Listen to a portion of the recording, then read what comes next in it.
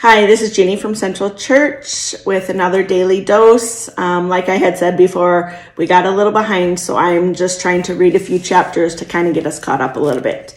So today I'll be reading 1 Samuel chapter 18. It's about Jonathan and David. As soon as David had finished talking with Saul, Jonathan's life became bound up with David's life, and Jonathan loved David as much as himself.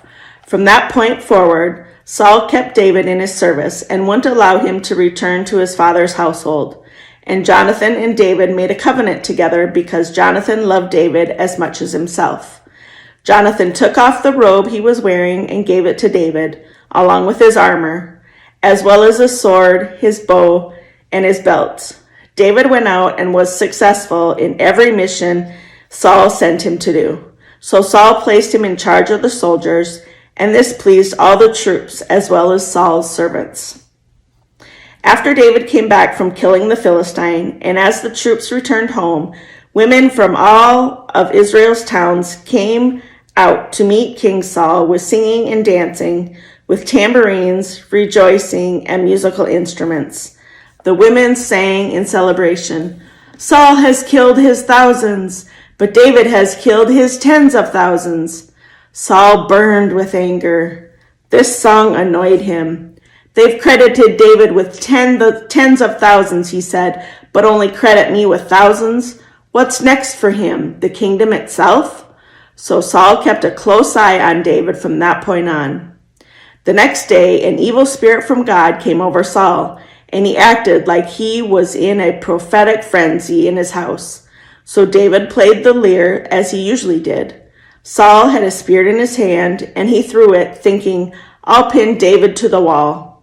But David escaped from him 2 different times. Saul was afraid of David because the Lord was with David, but no longer with Saul. So Saul removed David from his service, placing him in command of a unit of 1,000 men. David led the men out to war and back. David was successful in everything he did because the Lord was with him. Saul saw that he was very successful, and he was afraid of him. Everyone in Israel and Judah loved David because he led them out in war and back again. Saul said to David, "Look, here is my oldest daughter, Merab. I will give her to you in marriage on this condition. You must be my warrior and fight the Lord's battles." "I won't raise my hand against him," Saul thought. "Let the Philistines do that." "I'm not worthy," David replied to Saul, "and neither is my family or my father's clan in Israel to become the king's son-in-law." And so when the time came for Saul's daughter Merab to be married to David, she was given to Adriel from Mahola instead. Now Saul's younger daughter, Michal, loved David. When this was reported to Saul, he was happy about it. "I'll give her to him," Saul thought. "She'll cause him problems, and the Philistines will be against him." So Saul said to David a second time, "Become my son-in-law now." Saul instructed his servants, "Tell David in private, 'Look, the king likes you, and all his servants love you. You should become the king's son-in-law." Saul's servants whispered these things in David's ear, but David said, "Do you think it's a simple matter to become the king's son-in-law? I don't. I'm poor and insignificant." Saul's servants reported what David said, and Saul replied, "Tell David this. The king doesn't want any bridal gift, just 100 Philistine foreskins as vengeance on the king's enemies." Saul was hoping that David would die at the hands of the Philistines. When the servants reported this to David, he was happy to become the king's son-in-law, even before the allotted time had expired.